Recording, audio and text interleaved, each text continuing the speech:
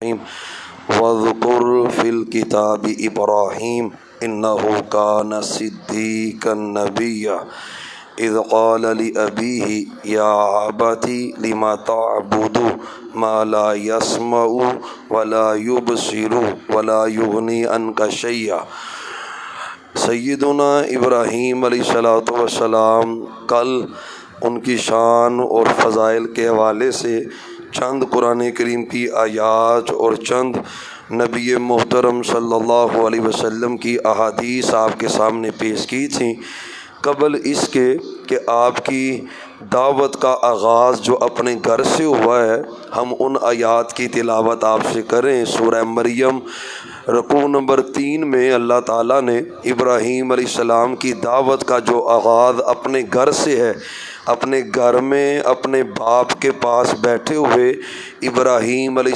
السلام کا ذکر خیر اللہ نے قرآن میں کیا ہے۔ وَاذْكُرْ فِي الْكِتَابِ إِبْرَاهِيمَ إِنَّهُ كَانَ صِدِّيقًا نَبِيًّا۔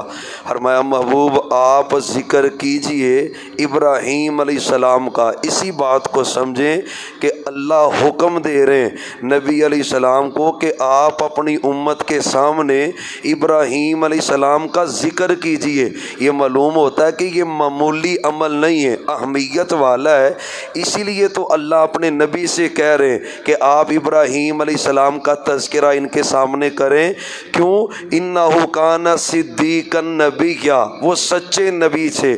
پہلی بات جو اس سے معلوم ہوتی ہے کہ ابراہیم علیہ السلام صدیق تھے۔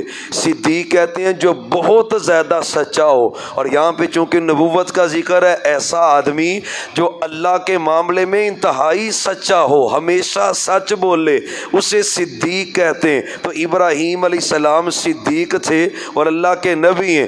اذ قال لأبیہ یا ابتی، جب اپنے باپ سے کہا۔ یہاں پہ ایک بات سمجھیں کہ ابراہیم علیہ السلام نے اپنی زندگی میں جو دعوت کا آغاز کیا ہے وہ توحید سے آغاز کیا ہے۔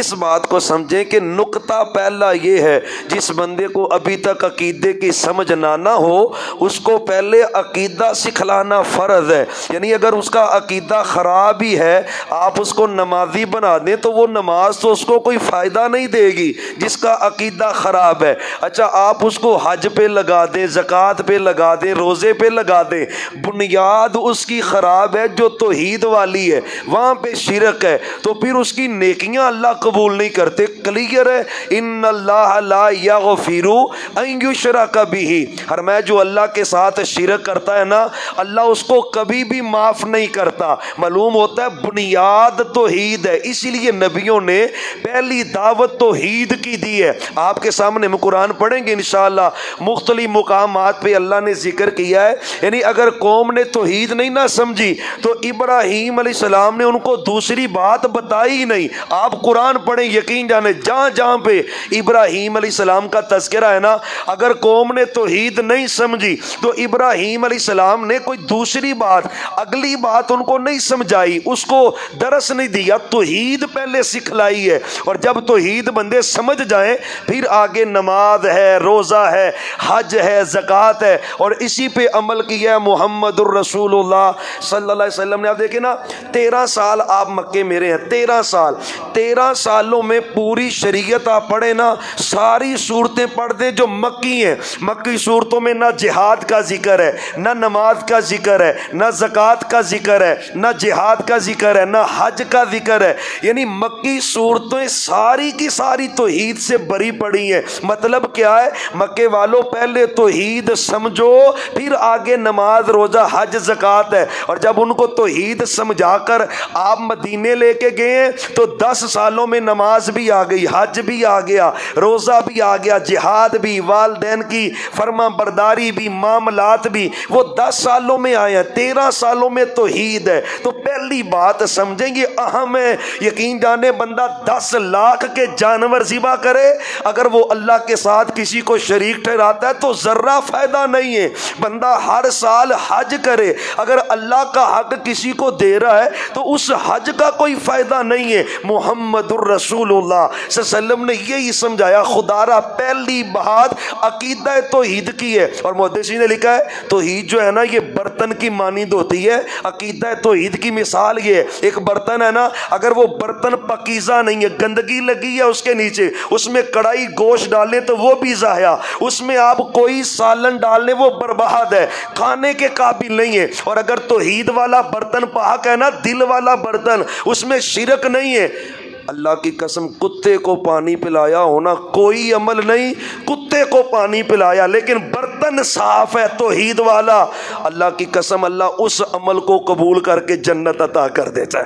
میرے نبی فرما رہے رستے سے جا رہا ہے، تکلیف دہ چیز اٹھا کے سائڈ پہ کر دی ہے، برتن صاف ہے، شرک سے گندا نہیں ہوا، توحید والا ہے، صرف وہ تکلیف دہ چیز ہٹانے پر اللہ اس کو جنت عطا کر دے گا۔ توحید ضروری ہے۔ مسلم بخاری کی حدیث ہے، محمد الرسول اللہ صلی اللہ علیہ وسلم نے فرمایا صحابہ ہم نبی جو ہے نا، یہ بخاری کی حدیث ہے، نحن معشر الانبیاء اخوۃ للہ امہاتہم دینہم واحد و امہاتہم شتیٰ۔ صحابہ ہم نبیوں کی جماعت، ہمارا دین ایک ہے، ہماری شریعتیں مختلف ہیں، حلال و حرام بدلتا رہتا ہے، ہر شریعت میں دین ایک ہے۔ وہ دین ایک کیا ہے؟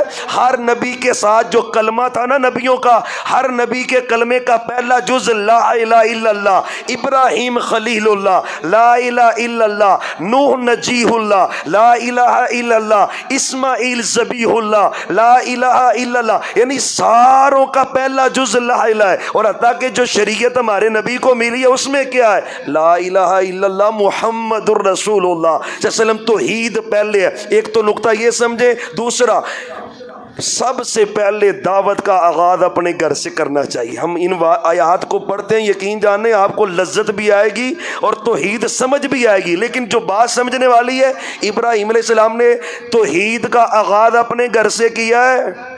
اور پیارے بھائیوں میں آپ کو یہ نصیحت کرنا چاہتا ہوں، میرے بھائی ہیں، میرے اوپر بھی حق ہے اور آپ پہ بھی حق ہے۔ ایک تو جب دعوت دیں تو توحید کی دیں، دوسرا اس کا آغاز اپنی فیملی سے کریں، باپ کو، بھائیوں کو، بہنوں کو، کزنوں کو، چچا زاد، پھوپھی زاد، خالہ زاد، ماموں زاد، کبھی میں نے ان کو دعوت دی ہے؟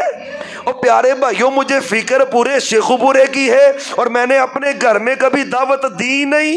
بھائیوں اول آغاز اپنے گھر سے کرے۔ خدا را وَأَنذِرْ عَشِيرَتَكَ الْأَقْرَبِينَ، ابراہیم علیہ السلام نے دونوں چیزوں کو اپنایا ہے، ایک تو توحید کی دعوت اور دوسرا ابراہیم علیہ السلام نے آغاز اپنے گھر سے کیا ہے، اپنے ابو جان سے کیا ہے، اپنی فیملی سے آغاز کیا ہے۔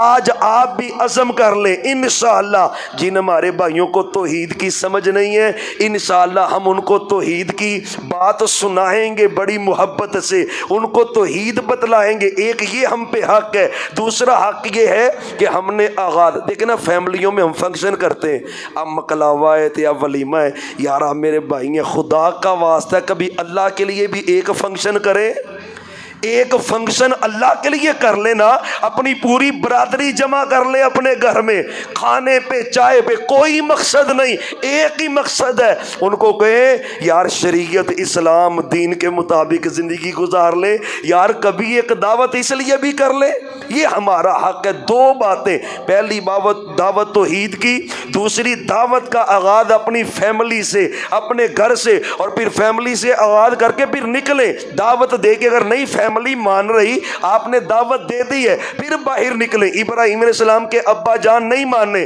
فرمایا میں تجھے پتھر مار کے رجم کر دوں گا، دعوت نہیں روکی، ابو نے نہیں مانا، پھر باہر نکلے ہیں۔ تو یہ جو آیات پڑھی ہے نا، ان کا ترجمہ کل پڑھیں گے، بات لمبی نہ ہو جائے۔ دو باتیں، پہلی بات ہم نے آغاز توحید سے کرنا ہے دعوت کا، دوسری بات وہ آغاز اپنے گھر سے، فیملی ممبروں سے، قریبی لوگوں سے کرنا ہے۔ اللہ ہمیں اس پہ عمل کرنے کی توفیق عطا فرمائے۔ وما توفیقی الا باللہ، آخر دعوانا الحمدللہ۔